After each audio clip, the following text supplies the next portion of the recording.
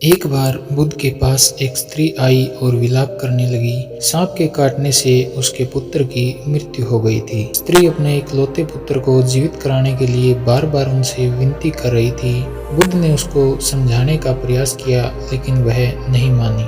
उस स्त्री ने कहा, आप पहुंचे हुए महापुरुष हैं और आप में इतनी सामर्थ्य है कि आप मेरे पुत्र को जीवित कर सकते हैं, इसलिए मैं आपसे याचना कर रही हूँ। मेरा यह बेटा मेरी इकलौती संतान है। मैं आपसे उसके जीवन की आस लेकर आपके पास आई हूँ। बुद्ध ने जान लिया कि पुत्र वियोग में शोकमग्न स्त्री को ऐसे समझाना कठिन है। उन्होंने कहा, ठीक है, मैं तेरे पुत्र को जीवित कर दूंगा, मगर इसके लिए तुम्हें एक काम करना होगा। वह स्त्री कहने लगी, बताइए तथागत, मुझे क्या करना होगा? बुद्ध कहने लगे, तुम इसके लिए गांव में जा और किसी घर से एक मुट्ठी चावल ले आ, लेकिन इस बात का ध्यान रखना कि जिस घर से तू चावल लेकर आए उस घर में कभी किसी की मृत्यु न हुई हो। स्त्री के मन में आशा का संचार हुआ। उसने सोचा कि चावल तो आसानी से प्राप्त हो जाएगा, लेकिन वह जिस घर में जाती वहां यही जवाब मिलता कि उसके घर में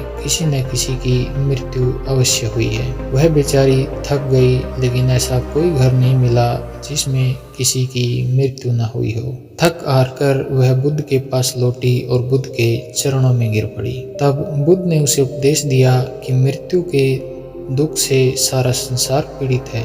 जन्म मृत्यु का यह चक्कर निरंतर चलता रहता है।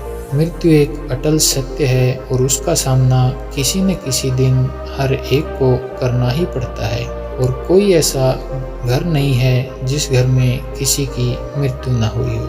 इतना सुनकर उसका शोक थोड़ा कम हुआ और वह सांसारिक मोह त्याग कर भिक्षुणी हो गई और मन का विकास कर अरहत पद को प्राप्त हुई। शरीर के कृश होने के कारण लोग उसे किस्सा गौतमी कहने लगे।